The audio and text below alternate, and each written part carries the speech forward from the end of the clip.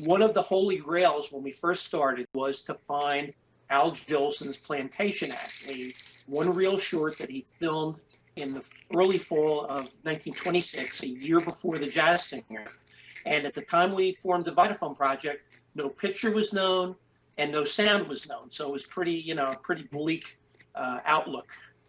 So that was one of the goals, our little wish list of things to try to find and restore. It looked kind of hopeless when we first started. Around what year did material from A Plantation Act start popping up? To my knowledge, it was the film that showed up first. It had just had no sound to it. Was that correct? Yeah, well, pretty much. I mean, the irony is really, Nigel, in the timing. So we started the project in the summer of 1991, had this on our wish list. And in 1993, I get a call from my friends at the Library of Congress, and they said, Ron, what we just found, we had a film can that was marked Jazz Singer Trailer. And we decided that, that's around, people had seen it before, and we just put it in the projector, and it wasn't the trailer for the Jazz Singer at all. It was the picture portion, no sound, for A Plantation Act. Wow. So, the edict that they sent, or what they wanted was, well, could we now try to find the disc? Now, this is beyond trying to find a needle in a haystack. Mm-hmm. I mean, the odds of finding the disc were like very remote. So that's 1993.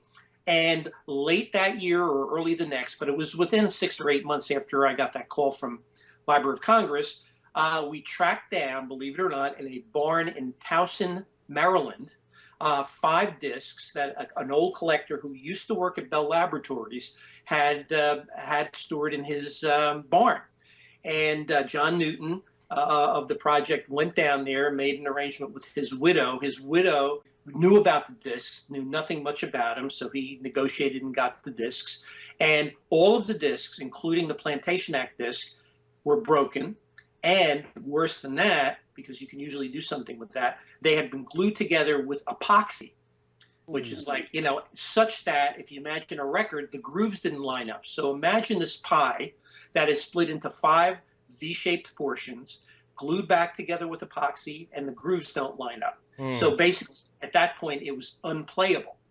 And so it was very, very frustrating. So, I've certainly alerted the Library of Congress. But the interesting thing was, all right, now what do we do with this thing? Because if you try to separate it, you could damage the grooves and it would absolutely be permanently damaged. You could never do anything with it. So our project, since the project was really composed of a lot of old 78 RPM record collectors, we contacted a fellow by the name of Jim Cooprider.